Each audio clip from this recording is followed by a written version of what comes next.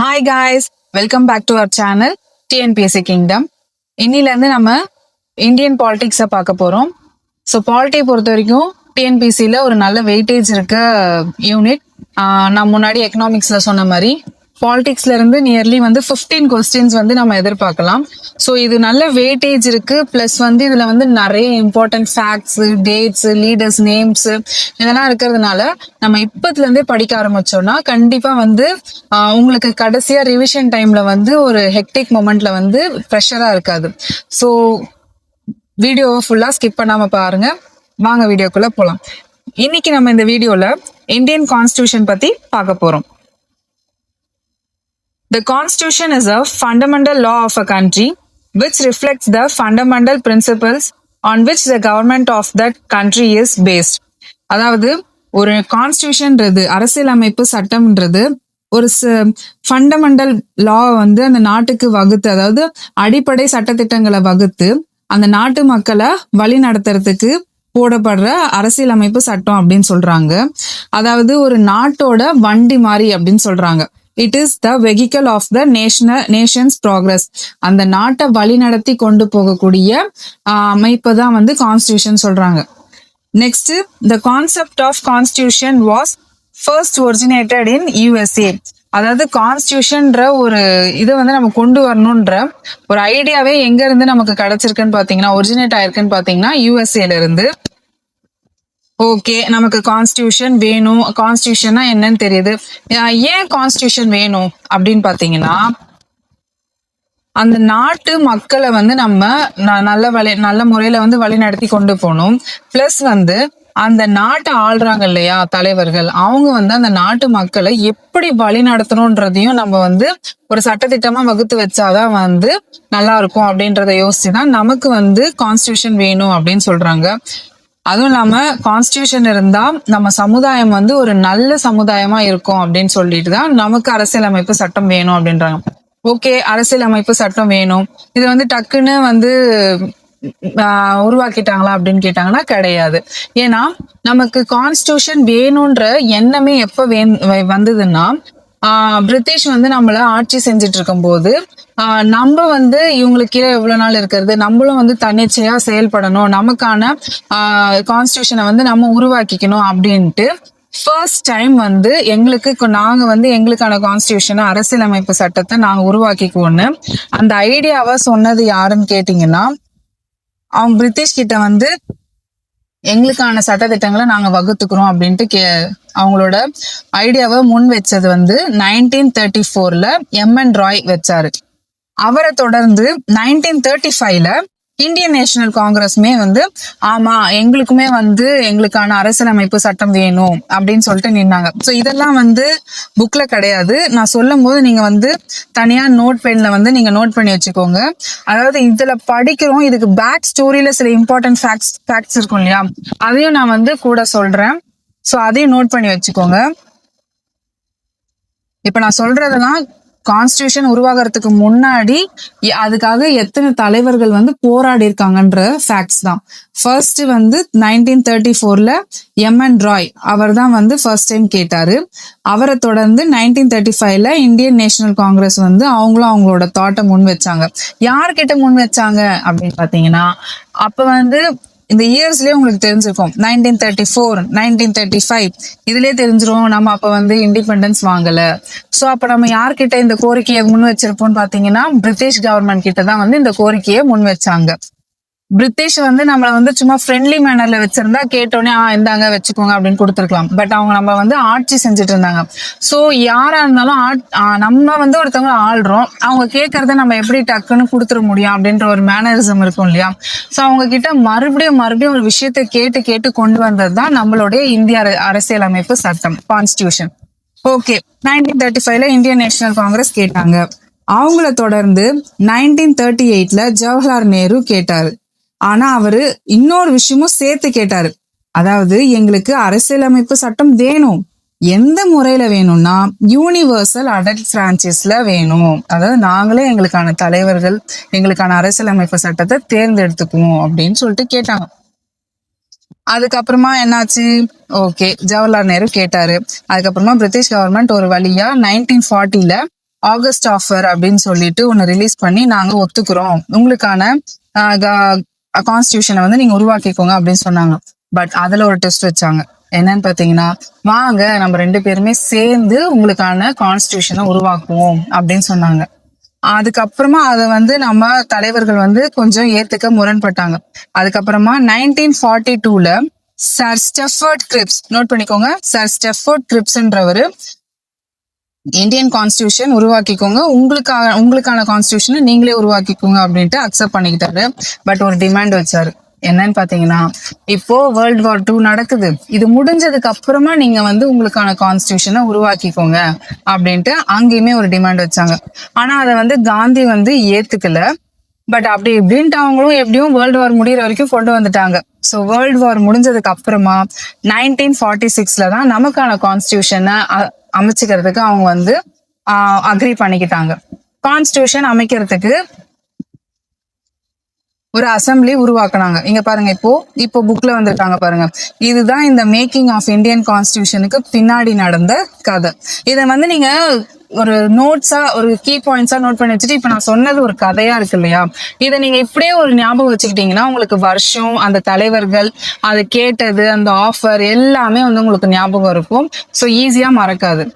இப்ப பாருங்க, the Constitution of India was framed by a constituent assembly set up under the cabinet mission plan 1946. அதாவது constitution வேணும், அரசியலமைப்பு சட்டம் வேணும், அதை உருவாக்கணும் இல்லையா. இப்போ அதை உருவாக்கணும்னா அது உருவாக்குறதுக்குன்னு ஒரு தலைவர்கள் வேணும், ஒரு அசம்பிளி வேணும், அதுக்கு ஒரு கூட்டம் வேணும் இல்லையா. ஸோ அந்த கான்ஸ்டியூஷன் அசம்பிளியை உருவாக்குறதுக்கு பிளான் பண்ணி கொடுத்தது எதுன்னு பிளான் பண்ணி கொடுத்தது கேபினெட் மிஷன் பிளான் மூலயமா. அதாவது கான்ஸ்டியூஷன் அசம்பிளி உருவாக்குறதுக்கே கேபினெட் மிஷன் பிளான் வந்து இருந்தது அப்படின்னு சொல்றாங்க. கேபினெட் மிஷனோட பிளான் வந்து எந்த இயர்ல வந்ததுன்னா 1946 நவம்பர். அந்த கேபினெட் மிஷன்ல இருந்த மெம்பர்ஸோட நேம் இங்க கொடுக்கல, நான் சொல்றேன், நோட் பண்ணிக்கோங்க.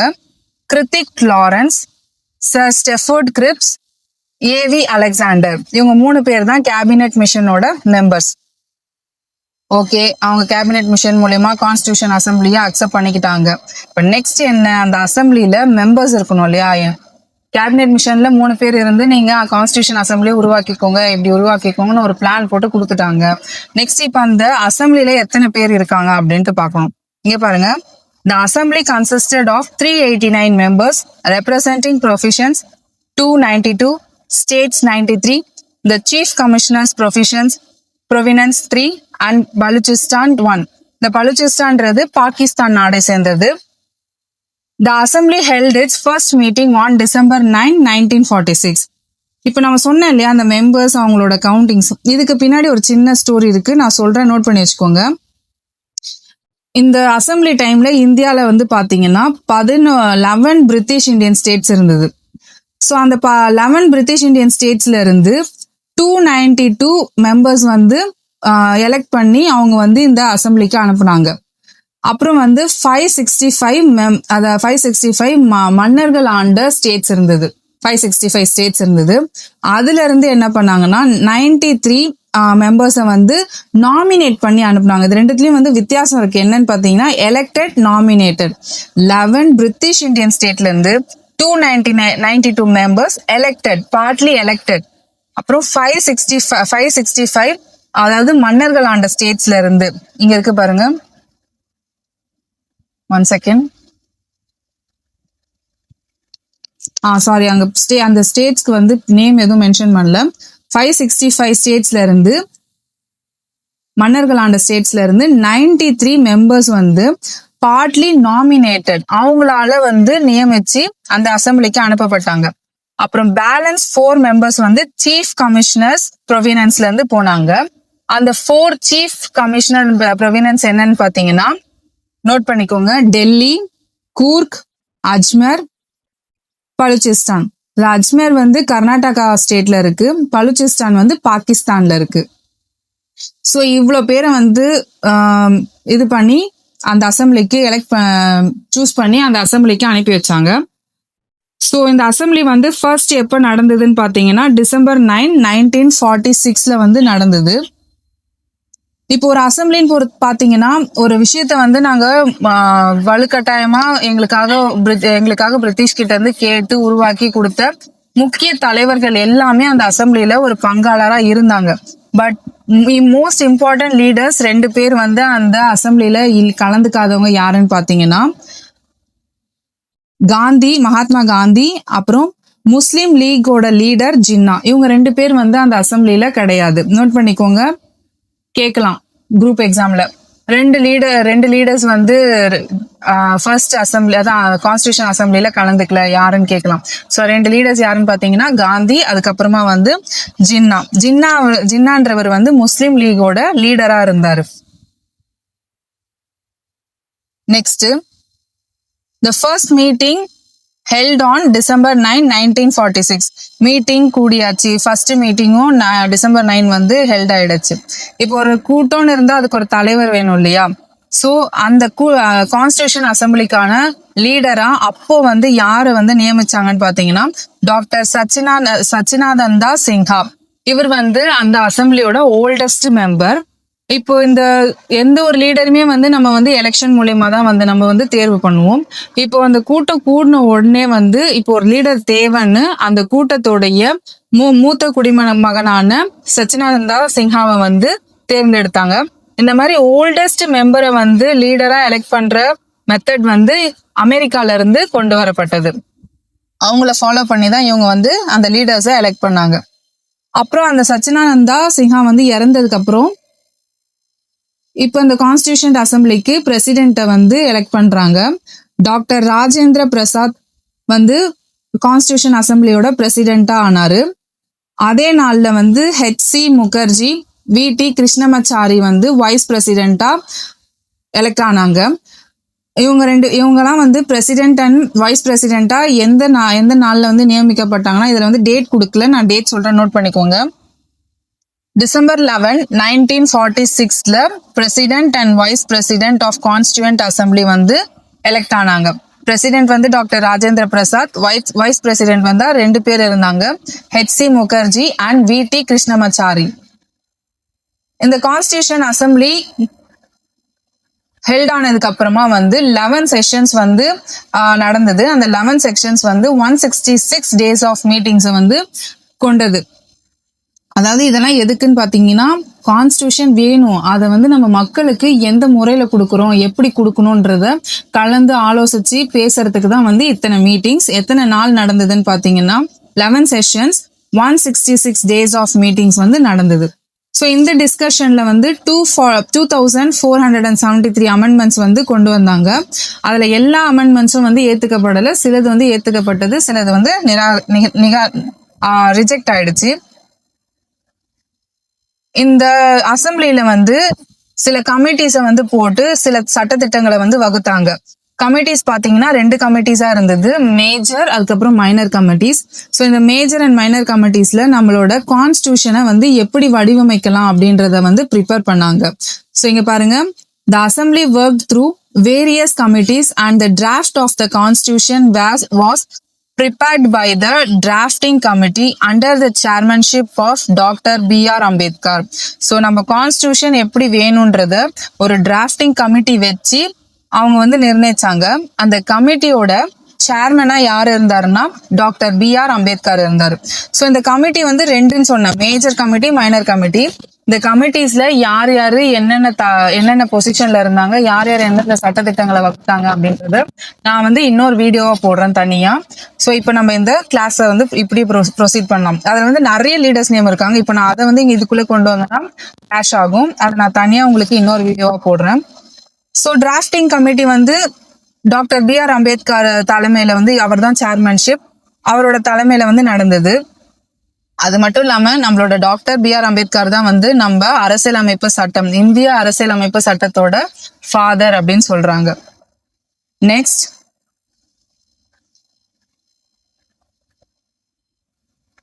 கான்ஸ்டியூஷன்லாம் வந்து அமைச்சதுக்கு அப்புறமா அதை வந்து எப்போ ஏத்துக்கிட்டாங்க அப்படின்னா, ஓகே இதான் ஃபைனல் அப்படின்ட்டு எப்போ வந்து சொன்னாங்கன்னா ஏத்துக்கிட்டாங்கன்னா, the constitution was finally adopted on November 26, 1949. November 26, 1949ல தான் அதை வந்து ஏத்துக்கிட்டாங்க. அதை எப்போ வந்து வெளியிட்டாங்கன்னு பாத்தீங்கன்னா, ஃபோர்ஸ் அதை வந்து எப்போ நடைமுறைக்கு கொண்டு வந்தாங்கன்னு பாத்தீங்கன்னா, இங்க பாருங்க, அதுக்கு முன்னாடி அந்த கான்ஸ்டியூஷன்ல என்னென்ன இருந்ததுன்னா, பெரம்பிள், 22 பார்ட்ஸ், 395 ஆர்டிகல்ஸ் அண்ட் 8 ஷெட்யூல்ஸ் இருந்தது. அதுக்கப்புறம் அந்த கான்ஸ்டியூஷன் அரசியலமைப்பு சட்டத்தை எப்போ நடைமுறைப்படுத்தினாங்கன்னா 26th January 1950. அந்த நாளை தான் நம் குடியரசு தினமா வந்து கொண்டாடுறோம் ஒரு ஒரு வருஷமும். நெக்ஸ்ட், கான்ஸ்டியூஷன் அரசியலமைப்பு சட்டத்தை உருவாக்குனாங்க இல்லையா, அதை வந்து கைப்பட எழுதுனாங்க. சோ எழுதினவர் யாருன்னு பாத்தீங்கன்னா பிரேம் பெஹாரி நரேன் ரைசதா. இங்க பாருங்க, டூ யூ நோல Prem Behari Narain Raizada was the calligrapher of the Indian Constitution. The original Constitution was handwritten by him in a flowing italic style. அதாவது இந்தியன் கான்ஸ்டியூஷனை எழுதினவர் வந்து கைப்பட எழுதினவர் வந்து பிரேம் பெஹாரி நரேன் ரைசதா. இது வந்து இங்கிலீஷ்ல. இதே அரசியலமைப்பு சட்டத்தை வந்து ஹிந்திலையும் எழுதியிருந்தாங்க. ஹிந்தில கேலிகிராஃபர் பண்ணவர் வந்து வசந்த் கிருஷ்ணன் வைத்யா அவர் தான். ஸோ இதுவும் கேட்கறதுக்கு வாய்ப்பு இருக்கு, நோட் பண்ணிக்கோங்க. இந்த பேர்லாம் நோட் பண்ணிக்கோங்க. வசந்த் கிருஷ்ணன் வைத்யா வந்து கான்ஸ்டியூஷன் ஆஃப் இந்தியாவை வந்து ஹிந்தியில எழுதினார். எழுதுறது இவங்க 2 பேர் தான். அதை வந்து டெக்கரேஷன் பண்றது, அதாவது ஆர்டிஸ்டிக் ஒர்க்னு சொல்லுவாங்க, தமிழ்ல பாடமைப்பு, அது பண்ணது பாத்தீங்கன்னா இங்கிலீஷ்ல வந்து ராம் மனோகர் சின்ஹா, தமிழ்ல ஆர்டிஸ்டிக் ஒர்க் பண்ணது வந்து நந்த்லால் போஸ்.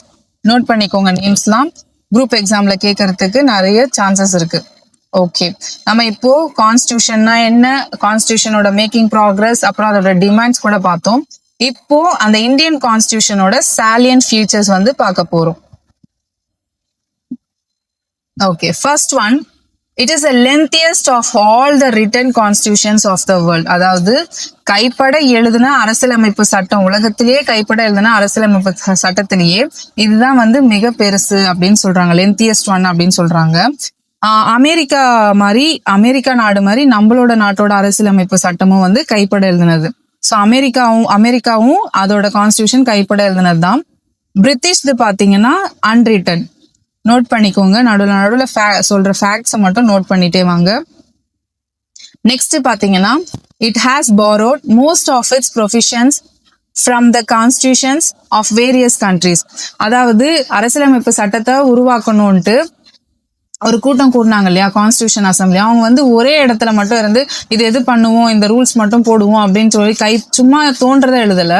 ஒரு நாட்டுக்கும் போய் என்ன அந்தந்த நாட்டுல இருக்க சட்டத்திட்டங்களை ஆலோசிச்சுட்டு இது நம்ம நாட்டுக்கு சரி வருமா, இதை நம்ம போடலாமா, இது நம்ம மக்களுக்கு நல்லா இருக்குமா அப்படின்ட்டு ஆலோசிச்சுட்டு எழுதுனது தான் நம்ம இந்திய அரசியலமைப்பு சட்டம், இந்தியன் கான்ஸ்டியூஷன். ஸோ அதனாலே என்ன சொல்லுவாங்கன்னா, டாக்டர் B.R. அம்பேத்கர் வந்து இந்த நம்ம கான்ஸ்டியூஷன் ஆஃப் அசம்பிளியை வந்து ransackings of all the known constitutions அப்படின்னு சொல்லுவாங்க. அதுலயும் வந்து இந்த கான்ஸ்டியூஷன் வந்து நிறைய கண்ட்ரீஸ்ல இருந்து போய் எடுத்துட்டு வந்தாங்க இல்லையா, அதுல முக்கிய பங்கா வந்து நம்ம government of India act of 1935, அந்த பிரிட்டிஷ் போட்ட ரூல் இருக்கு இல்லையா, அதுல இருந்தும் வந்து நிறைய ரூல்ஸ் அண்ட் ரெகுலேஷன்ஸ் ஆக்ட்ஸ் எல்லாம் வந்து எடுத்திருக்காங்க. It is partly rigid and partly flexible. அதாவது ரிஜிடிட்டி அப்படின்னா ஈஸியா வந்து அதை வந்து திருத்த முடியாது, ஃபிளெக்சிபிலிட்டினா அது வந்து ஈஸியா வந்து நம்ம திருத்திடலாம். அதுதான் நம்மளோட அரசியலமைப்புல கான்ஸ்டியூஷன்ல இருக்க ரூல்ஸ், ஆர்டிகல்ஸ் இதெல்லாம் வந்து சிலதை வந்து நம்ம ஈஸியா வந்து திருத்த முடியும், சிலதை வந்து திருத்த முடியாது. அது வந்து ரிஜிடா இருக்குன்னு சொல்லுவாங்க இல்லையா, அது வந்து இதுதான் ஸ்ட்ராங்கா இருக்கும், ஃபிளெக்சிபிளா ஆகவே ஆகாது, பிளெண்ட் ஆகாதுன்னு இல்லையா, அதை வந்து திருத்த முடியாது. அந்த மாதிரி இருக்க சட்டத்திட்டங்களுக்கு வந்து சம் ஸ்பெஷல் ப்ரொசீஜர்ஸ் வந்து தேவை, அதை வந்து நம்ம மாத்துறதுக்கு. Next, it establishes a federal system of government. அதாவது நம்ம கவர்மெண்ட் என்னன்னு நம்ம கான்ஸ்டியூஷன் பாத்தீங்கன்னா போத் ஃபெடரல் சிஸ்டம் ஆஃப் கவர்மெண்ட்டை கொடுக்குது. அதாவது சென்ட்ரல் அண்ட் ஸ்டேட் கவர்மெண்ட் 2 பேருமே சேர்ந்து மக்களை வந்து வழி நடத்துறதுக்கான அமைப்பு தான் ஃபெடரல் சிஸ்டம் ஆஃப் கவர்மெண்ட்.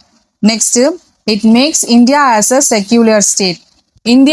இந்தியாவை வந்து ஒரு செக்யூலர் ஸ்டேட்டா வந்து வச்சிருக்கு அப்படின்றாங்க. செக்யூலர் ஸ்டேட்னா எல்லா மதத்தை சார்ந்த மக்களும் வந்து இந்தியால வாழ்றாங்க, அதை தான் சொல்ல வராங்க. Next, it provides a independent judiciary.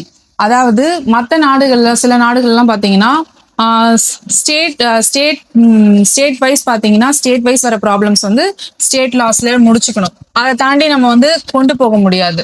அது மாதிரி நார்மல் ஆர்டினரி லாஸ் வந்து சபார்டினேட் கோர்ட்ஸோட முடிச்சுக்கணும். மற்ற ஸ்டேட் கோர்ட்கோ இல்ல ஹை கோர்ட்கோ கொண்டு போக முடியாது. பட் நம்ம நாட்டுல பாத்தீங்கன்னா அப்படி கிடையாது. நான் இப்ப வந்து எனக்கு ஒரு பிரச்சனை அப்படின்ட்டு சபார்டினேட் கோர்ட் போறேன். அங்க எனக்கு வந்து ஒரு சொல்யூஷன் கிடைக்கல அப்படின்னா நான் மேல டிஸ்ட்ரிக்ட் கோர்ட் போகலாம். இல்ல அங்கேயுமே எனக்கு வந்து ஓகேவா இல்ல அப்படின்னா நான் வந்து ஹை கோர்ட் போகலாம். அங்கேயும் எனக்கு ஓகேவா இல்லைன்னா சுப்ரீம் கோர்ட் வரைக்கும் கூட என்னால போக முடியும் நம்ம நாட்டுல. பட் சில கண்ட்ரீஸ்ல வந்து இந்த ஃபெசிலிட்டிஸ் இல்ல. ஸோ அதனாலதான் நம்ம இந்தியன் கான்ஸ்டியூஷனை வந்து இண்டிபெண்டன்ட் ஜுடிஷியரி அப்படின்னு சொல்றாங்க. It introduces universal adult franchise and accords the right to vote to all citizens above 18 years of age without any discrimination. அதாவது இந்திய அரசியலமைப்பு சட்டம் வந்து பாத்தீங்கன்னா குடியுரிமை பெற்றது. அதாவது இந்தியால வாழ்ற ஒரு சிட்டிசனும் வந்து அவங்களுக்கு 18 வயசு பூர்த்தி ஆயிடுச்சுன்னா அவங்க வந்து அவங்களுக்கான தலைவர்களை அவங்களே ஓட் பண்ணி தேர்ந்தெடுத்துக்கலாம் அப்படின்னு சொல்றாங்க. ஸோ இதெல்லாம் தான் வந்து salient features of Indian constitution. So இப்போ நம்ம நெக்ஸ்ட் பார்க்க போற டாபிக் பிரியாம்பிள். பிரியாம்பிள்னா என்னன்னு பாத்தீங்கன்னா, இப்போ ஒரு கட்டுரை எழுதுறோம்னா அதுக்கு முன்னுரை எழுதும் இல்லையா? அதாவது அந்த கட்டுரை வந்து எதை பத்தினது, அதுல என்னென்னலாம் இருக்குன்றது, அதே தான் பிரியாம்பிள் நம்ம கான்ஸ்டியூஷனுக்கு. இங்க பாருங்க, the term preamble refers to the introduction or preface to the constitution. அதாவது நம்ம கான்ஸ்டியூஷனுக்கான இன்ட்ரடக்ஷனா இல்ல ப்ரிஃபேஸ் முன்னுரை மாதிரி இருக்கிறது தான் பிரியாம்பிள்ன்றாங்க. It consists of the ideals, objectives and basic principles of the constitution. நம்ம அரசியலமைப்பு சட்டத்தை பத்தின அப்ஜெக்டிவ்ஸ், அதோட பேசிக் தன்மைகள் இதெல்லாம் பத்தி கொண்டதுதான் வந்து என்னன்னு பாத்தீங்கன்னா preamble அப்படின்னு சொல்றாங்க. It has great value and has been described as the key to the constitution. நம்மளோட அரசியலமைப்பு சட்டத்துக்கு அது ஒரு கீ, அதாவது அது ஒரு வழி அப்படின்னு சொல்றாங்க. நெக்ஸ்ட்,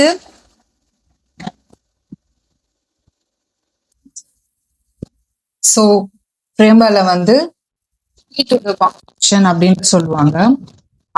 பிரியம்பல வந்து N.A. பால்கிவாலா அப்படின்றவர் வந்து கான்ஸ்டிடியூஷனோட ஐடி கார்டு அப்படின்னு சொல்லுவார். நோட் பண்ணிக்கோங்க, N.K. பால்கிவாலா கான்ஸ்டிடியூஷனை வந்து identity card of the preamble வந்து identity card of the constitution அப்படின்னு சொல்லிட்டு சொல்லுவார். Next, the preamble to the Indian Constitution is based on the objective resolution drafted by Jawaharlal Nehru, which was adopted by the Constituent Assembly on January 22, 1947. அதாவது objective ரெசல்யூஷன்னா என்னன்னா குறிக்கோள் தீர்மானம். நம்ம எப்படிப்பட்ட ஒரு கான்ஸ்டியூஷனை வந்து கொடுக்க போறோம் மக்களுக்கு அப்படின்றத, பிரியம்பிள் இதெல்லாம் வந்து என்ன குறிக்கோள் அப்படின்றத தீர்மானம் பண்றதுதான் வந்து அப்ஜெக்டிவ் ரெசல்யூஷன். இந்த கான்செப்டை first time Jawaharlal Nehru December 13, 1946 வந்து கொண்டு வந்தாரு. அதை வந்து எப்போ வந்து கான்ஸ்டியூண்ட் அசம்பிளில வந்து அடாப்ட் பண்ணாங்கன்னா January 22, 1947 வந்து அடாப்ட் பண்ணாங்க. பிரியம்பல வந்து அடாப்ட் பண்ணதுல இருந்து, நடைமுறைப்படுத்தப்பட்டதுல இருந்து அதுல எந்த ஒரு மாற்றமும் இல்லாம தான் இருந்தது. இது வரைக்கும் ஒரே ஒரு டைம் தான் அதுல வந்து அமெண்ட்மெண்ட் ஆக்ட் எடுத்திருக்காங்க. அதுவும் எப்பன்னு பாத்தீங்கன்னா 42nd constitutional amendment act of 1976 தான். அதுல சேஞ்சஸ் கொண்டு வந்திருக்காங்கன்னு பாத்தீங்கன்னா, it has been amended once by the 42nd Constitutional Amendment Act of 1976, which added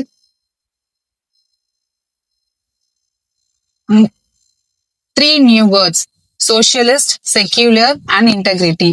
so அந்த 42nd அமெண்ட்மெண்ட் ஆக்ட்ல வந்து புதுசா ஏற்படுத்தின மாற்றம் என்னன்னு பாத்தீங்கன்னா 3 வார்த்தையை வந்து சேர்த்திருக்காங்க.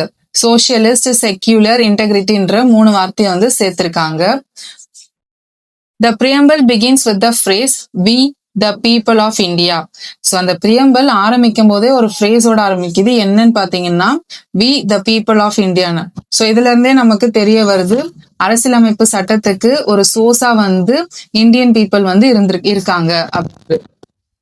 Next, the preamble of our constitution state that India is a sovereign, socialist, secular, democratic republic.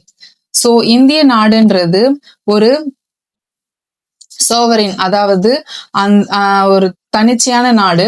Socialist சமத்துவம் இருக்க நாடு. செக்யூலர்னா எந்த ஒரு மதமும் மத சார்ந்த நாடா இல்லாம எல்லா மதமும் சார்ந்த நாடா இருக்கு அப்படின்றாங்க.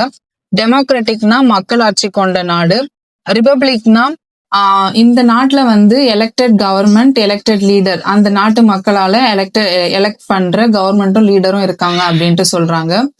It's aim is to secure to all Indian citizens social, economic and political justice.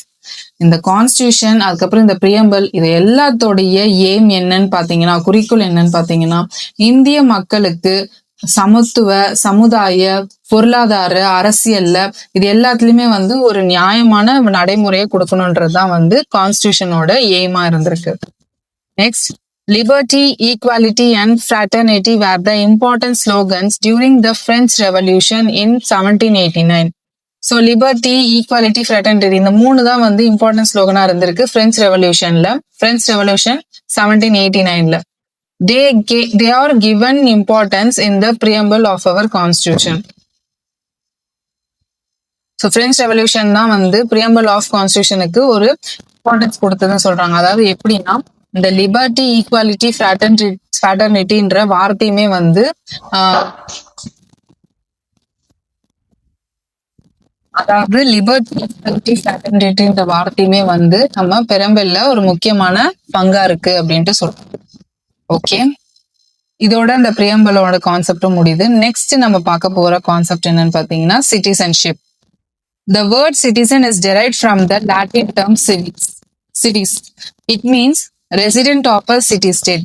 இந்த சிட்டிசன் என்ற வார்த்தை வந்து லாட்டின்ல இருந்து வந்திருக்கு. அதுக்கான டேர்ம் வந்து என்னன்னு பாத்தீங்கன்னா சிவிஸ். அதுக்கான மீனிங் என்னன்னு பாத்தீங்கன்னா resident of a city state, அந்த மாநிலத்தை சார்ந்த மக்கள் அப்படின்றது அதோட அர்த்தம். The Constitution of India provides for a single and uniform citizenship for a whole of India. அதாவது நம்ம இந்திய அரசியலமைப்பு சட்டம் வந்து இந்திய குடிமக்களுக்கு வந்து சிங்கிள் சிட்டிசன்ஷிப் வந்து வழங்கியிருக்கு அப்படின்ட்டு சொல்லலாம். ஸோ இப்போ உங்களுக்கு ஒரு டவுட் வரலாம், அது என்ன சிங்கிள் சிட்டிசன்ஷிப் அப்படின்னா, சில நாடுகள்ல வந்து டபுள் சிட்டிசன்ஷிப்ன்ற கான்செப்டும் இருக்கு. அதாவது டபுள் சிட்டிசன்ஷிப் என்னன்னா, இப்ப நம்ம வந்து இந்தியால வாழ்றோம், நம்ம இந்தியால இந்திய குடிமக்கள்ன்ற சிட்டிசன்ஷிப் இருந்ததுன்னா, இப்ப நான் வந்து தமிழ்நாட்டுல இருந்து கேரளா இல்ல கர்நாடகா இல்லைன்னா ஆந்திரா இந்த மாதிரி வேற வேற ஸ்டேட்ஸ்க்கு எல்லாம் போகும்போது எனக்கு அந்த ஸ்டேட்ஸுக்கான சிட்டிசன்ஷிப் வாங்கணும்ன்ற அவசியம் கிடையாது. பட் சில கண்ட்ரீஸ்ல எப்படின்னா, அவங்க கண்ட்ரிக்கான சிட்டிசன்ஷிப்பும் வாங்கணும். அந்த கண்ட்ரில ஒரு ஃபார் எக்ஸாம்பிள் 50 ஸ்டேட்ஸ் 60 ஸ்டேட்ஸ் இருக்குன்னா அவங்க அந்த ஸ்டேட்ஸ்க்கான சிட்டிசன்ஷிப்பும் வாங்கணும். ஃபார் எக்ஸாம்பிள் அமெரிக்கால வந்து டபுள் சிட்டிசன்ஷிப் மெத்தட் தான் ஃபாலோ பண்றாங்க. இப்போ அவங்க கலிபோர்னியால இருக்காங்கன்னா கலிபோர்னியா சிட்டிசன்ஷிப் வச்சுக்கிட்டு அவங்க கலிபோர்னியால இருப்பாங்க, பிளஸ் அமெரிக்கா சிட்டிசன்ஷிப்பும் வச்சிருப்பாங்க. அதுதான் டபுள் சிட்டிசன்ஷிப். பிளஸ் இப்போ அவங்க கலிபோர்னியால இருந்து இப்போ டெக்சாஸ் போகணும்னா அவங்க அந்த டெக்சாஸோட சிட்டிசன்ஷிப் வாங்கினாதான் அவங்க வந்து மூவ் ஆன் ஆக முடியும். ஸோ இதுதான் வந்து டபுள் சிட்டிசன்ஷிப் வந்து அர்த்தம். பட் நம்ம இந்தியால வந்து சிங்கிள் சிட்டிசன்ஷிப் தான். அதாவது மொத்த கண்ட்ரிக்குமே வந்து இந்திய குடிமகன்ற உரிமையில நம்ம எங்க வேணா போலாம் அப்படின்றது தான் இதோட அர்த்தம். இந்த சிட்டிசன்ஷிப்பை வந்து பார்ட் 2ல இருக்கு. ஆர்டிகல்ஸ் 5 to 11 வந்து இந்த சிட்டிசன்ஷிப்பை வந்து டீல் பண்ணுது கான்ஸ்டிடியூஷன் ஆஃப் அசம்பிளில. பட் இந்த குடியுரிமை வழங்குறது வந்து திட்டம் வந்து 1950ல வந்து கான்ஸ்டிடியூஷன் ஆஃப் அசம்பிளி வந்து கான்ஸ்டிடியூஷன் ஆஃப் இந்தியா வந்து அரசியலமைப்பு சட்டம் வரும்போது போட்டாலுமே அதுல ஒரு திருத்தம் வந்தது. என்னன்னு பாத்தீங்கன்னா அதை ஃபாலோ பண்ண கிடையாது. அதுக்கப்புறமா 1955ல சிட்டிசன்ஷிப் ஆக்ட்னு ஒண்ணு கிரியேட் பண்ணி அதை தான் வந்து இன்னமும் வந்து பிரசன்ட்ல வந்து ஃபாலோ பண்ணிட்டு இருக்காங்க. ஆர்டிகிள்ஸ் 5 to 11 வந்து அண்டர் பார்ட் 2 வந்து இது வந்து கான்ஸ்டிடியூஷன் ஆஃப் அசம்பிளி கிரியேட் பண்ணப்ப இருந்தது. பட் இப்போ நம்ம ஃபாலோ பண்றது சிட்டிசன்ஷிப் ஆக்ட் 1955. இப்போ இந்த சிட்டிசன்ஷிப்ல வந்து நம்ம எப்படி வந்து ஒரு சிட்டிசன்ஷிப்பை வாங்குறது லாஸ் பண்றதுன்றத பார்ப்போம். Acquisition of citizenship. நம்ம சிட்டிசன்ஷிப் ஆக்ட் 1955 படி நம்ம ஒரு குடியுரிமையை வாங்குறது வந்து 5 மெத்தட்ஸ் இருக்கு. என்னென்னு பார்ப்போம். By birth, All persons born in India on or after January 26, 1950 are treated as citizens by birth. அதாவது அரசியலமைப்பு சட்டம் வகுத்ததுக்கு அப்புறம் இந்தியால பிறக்கிற ஒரு குடிமகனும் வந்து இந்த சிட்டிசன் ஆஃப் இந்தியா தான் அப்படின்னு சொல்லிட்டு சொல்றாங்க. நெக்ஸ்ட், பை டிசன்ட், அதாவது மரபு வழி. A person born outside India on or after January 26, 1950 shall be a citizen of India by descent if his father is a citizen of India at the time of his birth. அதாவது இந்தியால பிறக்கல, by பர்த்தா வந்து நான் வந்து இந்தியால இல்ல, ஆனா வந்து எங்க அப்பா வந்து இந்தியர் தான் அப்படின்னா அவங்களும் வந்து மரபு வழியில வந்து சிட்டிசன் ஆஃப் இந்தியாவா தீர்மானிக்கப்படுறாங்க. நெக்ஸ்ட், பை ரெஜிஸ்ட்ரேஷன், அதாவது பதிவு செஞ்சு சிட்டிசன்ஷிப் வந்து வாங்குறது. A person can acquire citizenship of India by registration with appropriate authority. வந்து இப்ப இங்க வந்து வேலை கிடைச்சிருக்கு, நான் இனிமே இந்தியால தான் செட்டில் ஆக போறேன்னு சொல்லிட்டு வெளியில இருந்து ஃபாரினர் வந்து இங்க வந்து செட்டில் ஆக போறாங்கன்னா அவங்க வந்து பதிவு செஞ்சு வாங்கிக்கலாம். நெக்ஸ்ட், சாரி அது இப்ப நான் சொன்னது வந்து நேச்சுரலைசேஷன் கான்செப்ட். பை ரெஜிஸ்ட்ரேஷன்னா நான் வந்து இந்தியாவில தான் பிறந்தேன், பட் ரொம்ப நாளா வந்து நான் இந்தியால கிடையாது, வெளிநாட்டுல இருந்தேன். இப்ப நான் திரும்பியும் வந்து இந்தியால வந்து செட்டில் ஆக போறேன் அப்படின்னா நம்ம வந்து ரெஜிஸ்டர் பண்ணி நமக்கான சிட்டிசன்ஷிப்பை வாங்கிக்கலாம். அதுதான் வந்து registration. By registration, a person can acquire citizenship of India by registration with appropriate authority. நான் இங்க தான் பிறந்தேன், ரொம்ப நாளா இங்க இல்ல, மறுபடியும் இங்க வந்து செட்டில் ஆக போறேன்னு சொல்லிட்டு பதிவு செய்து ஒரு குடியுரிமையை பெறுவது வந்து ரெஜிஸ்ட்ரேஷன் மூலியமா வாங்கிக்கலாம். பை நேச்சுரலைசேஷன், நான் முன்ன சொன்ன மாதிரி foreigners can acquire Indian citizenship on application for naturalization to the government of India. Yes, foreigners வந்து வெளிநாட்டுல இருந்து வரவங்க எனக்கு இங்க வந்து இனிமே செட்டில் ஆகணும், இந்தியால தான் நான் செட்டில் ஆக போறேன்னு சொல்லிட்டு குடியுரிமையை வந்து அப்ளை பண்ணி வாங்கிக்கலாம். Next, by incorporation of territory. In the event of a certain territory being added to the territory of India, the government of India shall specify the persons of the territory who shall be citizen of India.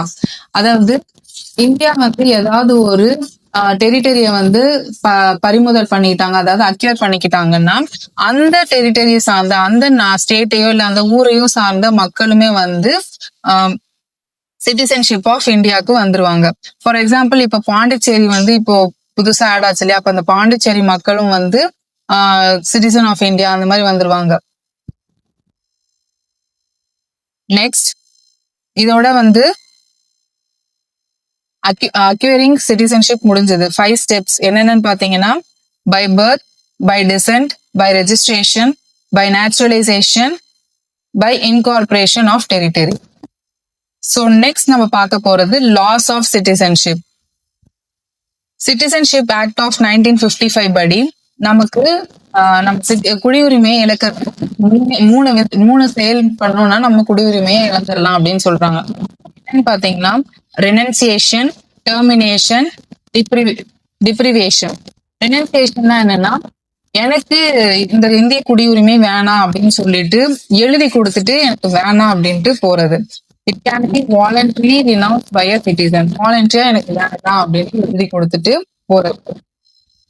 Next, it can be terminated if a person acquires the citizenship of some other country. எனக்கு வந்து நான் வேற நாட்டுல வந்து போய் settle ஆக போறேன், எனக்கு இனிமே வேண்டாம் அப்படின்னு சொல்லிட்டு டெர்மினேட் பண்ணிட்டு போறது. அவங்களே வந்து அந்த இந்திய குடியுரிமையை வந்து முடிவுக்கு கொண்டு வந்துட்டு வேற நாட்டுல போய் அவங்களுடைய வாழ்க்கையை வந்து ஆரம்பிக்கிறது தான் வந்து termination. Next, the central government can deprive a naturalized citizen if it's satisfied that the citizenship was acquired by fraud, false representation, or concealment of material facts or indulgence in trade with enemy countries. அதாவது டெப்ரிவேஷன்னா அரசாங்கமே வந்து அவங்களோட குடியுரிமையை வந்து cancel பண்றது.